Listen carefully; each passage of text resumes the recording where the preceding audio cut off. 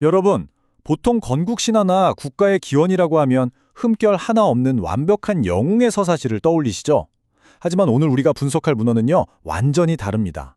한 국가의 기원을 다루고 있기는 한데 그 안에 인간의 노골적인 욕망, 사기극, 그리고 뼈아픈 갈등이 아주 날 것 그대로 녹아있는 입체적인 텍스트거든요. 바로 야곱의 생애입니다. 자, 그럼 본격적으로 파헤쳐보죠. 만약 한 민족, 나아가 한 국가의 기원이 되는 건국의 아버지가 사실은 희대에 속이는 자였다면 어떨까요? 진짜 모순적이지 않나요? 이 도발적이고 흥미로운 질문이 바로 오늘 우리가 연대기적으로 추적해볼 야곱 이야기의 핵심 관전 포인트입니다. 첫 번째 파트, 발뒤꿈치를 잡은 자, 기원과 경쟁입니다. 이 엄청난 이야기는요, 무려 엄마 뱃속에서부터 치열하게 싸웠던 쌍둥이 형제의 탄생에서 출발합니다. 야곱이라는 이름의 뜻부터 한번 짚고 넘어가 볼까요? 글쎄, 발뒤꿈치를 잡음 혹은 속이는 자라는 뜻이에요. 쌍둥이 형인 에서의 발뒤꿈치를 꽉 잡고 태어났다는 물리적인 묘사이기도 하지만 사실 앞으로 그가 세상을 어떤 방식으로 살아갈지 완벽하게 스포일러해주는 이름이기도 하죠. 이건 두 형제의 극단적인 성향 차이를 아주 기가 막히게 보여주는데요. 동생 야곱은 조용하게 장막에만 머물면서 어머니 리브가의 전폭적인 지지를 받았고요. 반대로 형 에서에서는 완전 거친 야생의 사냥꾼 스타일이라 아버지 이삭의 사랑을 독차지했습니다. 이 완벽하게 엇갈린 성향, 그리고 부모의 편애. 네, 맞습니다. 훗날 온 가족을 산산조각 내버릴 갈등의 시한폭탄이었죠. 두 번째 파트, 빼앗긴 축복과 망명, 그리고 찢어진 가족입니다. 사냥하고 돌아마서 배가 고파 죽으려는 형의 약점을 딱 파고든 야곱, 붉은 팥죽 한 그릇에 가문의 대를 잇는 장자권을 쓱 사버립니다. 근데 여기서 멈추지 않죠. 아버지가 형에게 내리려던 축복마저 가로채려고 거의 첩보 영화 뺨치는 기만수를 펼치는데요. 일단 형의 옷을 입어서 냄새를 위장하고요. 손이랑 목에 염소 가죽을 덕지덕지 붙여서 털만한 형처럼 꾸밉니다. 그러고는 눈 어두운 아버지를 아주 완벽하게 속여 넘기는 거죠. 근데 이 원전 문헌의 태도가 참 재밌는 게요. 신의 계획이 이루어지는 과정이긴 했지만 아버지를 기만한 이 행동 자체는 명백한 죄악이라고 아주 냉정하게 객관적으로 기록하고 있다는 겁니다. 축복을 통째로 뺏긴 형 에서는 당연히 폭발했겠죠. 결국 야곱은 두려움에 덜덜 떨며 먼 하란 땅으로 도망치게 됩니다. 도피 중에 베델이라는 곳에서 그 유명한 하늘에 닿은 사다리 꿈을 꾸게 되는데요. 여기서 땅과 자손에 대한 신의 어마어마한 약속을 받습니다. 근데 여러분, 여기서 야곱의 반응이 진짜 기가 막힙니다. 그 엄청난 환상을 보고 나서 무조건 순종하겠다고 맹세하는 게 아니라 만약에 신이 나를 지켜주고 먹여주고 무사히 고향에 돌아가게 해주신다면 하고 조건부 서원을 맺어버려요. 와, 정말 뼛속까지 타산적이고 계산적인 캐릭터가 여실히 드러나는 대목이죠. 세 번째 파트, 속이는 자가 속임을 당하다. 외삼촌 라반과의 만남입니다. 자, 이 상황이 어떻게 굴러가는지 한번 보시죠. 하란에서의 파란만장한 20년입니다. 궁극의 사기꾼이었던 야곱이 드디어 자기보다 한 수, 아니 두 수 위인 진짜 교활한 외삼촌 라반을 만납니다.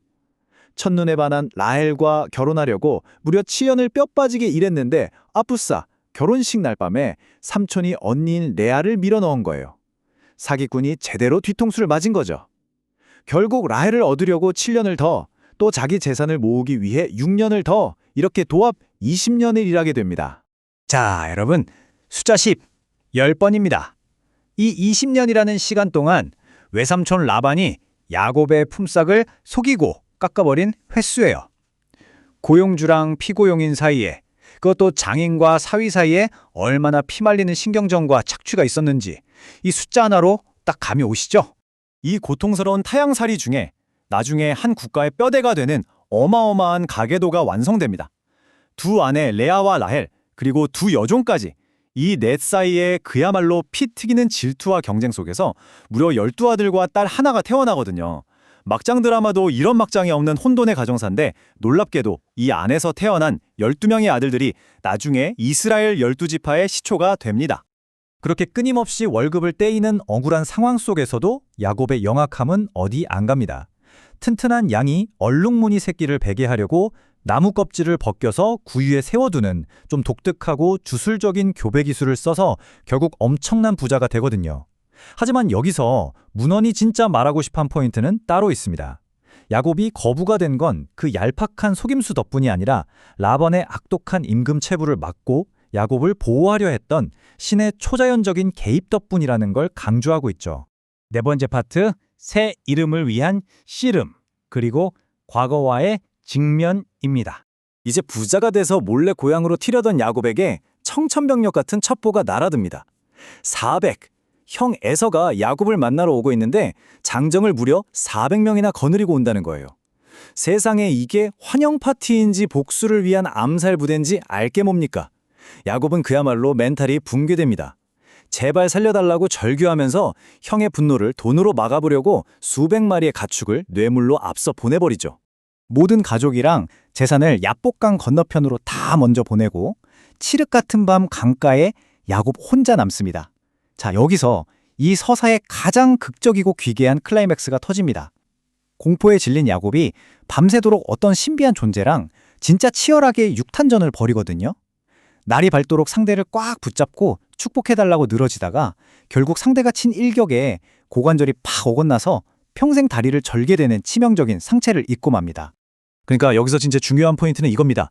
이 신비한 사자가 그에게 평생 남을 흉터와 함께 완전히 새로운 이름을 하나 줍니다. 바로 이스라엘, 즉 신과 겨루어 이긴 자라는 뜻이죠.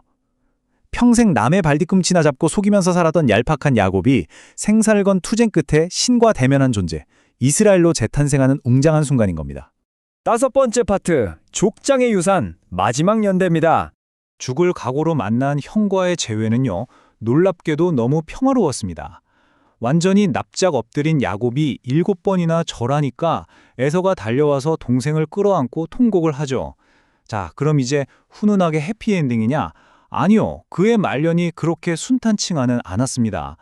딸 디나가 겪은 끔찍한 일, 아들들이 저지른 대학살, 가장 사랑했던 아내 라헬의 죽음, 그리고 제일 아끼던 아들 요셉이 노예로 팔려가는 그야말로 억장이 무너지는 고통을 연달아 겪거든요.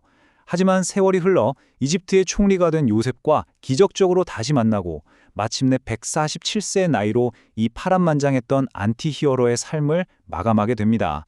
오늘 해설해드린 이 방대한 문헌은 야곱의 서사를 크게 두 가지 관점으로 짚어주고 있습니다. 첫째는 역사적 관점인데요. 야곱과 에서의 이 징글징글한 관계가 훗날 다윗 시대에 이스라엘이 에돔을 복속시키게 되는 두 국가 간의 관계를 그대로 반영하고 있다는 점입니다. 둘째는 신의 목적이라는 건 자연적인 출생 순서나 인간의 얄팍한 속임수마저도 다 뛰어넘어서 이루어진다는 걸 강력하게 시사하죠. 인간이 아무리 불완전하고 꼼수를 써도 결국 더 거대한 섭리가 관철된다는 걸 보여주는 셈입니다. 자, 오늘 분석을 마치면서 여러분께 이 질문을 하나 던져보고 싶네요. 인간적인 흠결, 수많은 사기극, 그리고 신과의 처절한 몸싸움으로 얼룩진 이 험난한 역사가 대체 어떻게 한 국가의 영원한 이름이자 정체성이 될 수 있었을까요? 결점 하나 없는 완벽한 영웅이 아니라 우리처럼 흠결투성인 인물이 남긴 이 거대한 유산의 의미를 한 번쯤 깊이 생각해 보시면 좋겠습니다. 오늘 해설은 여기까지고요. 저는 다음 시간에 더 흥미로운 문헌과 함께 돌아오겠습니다.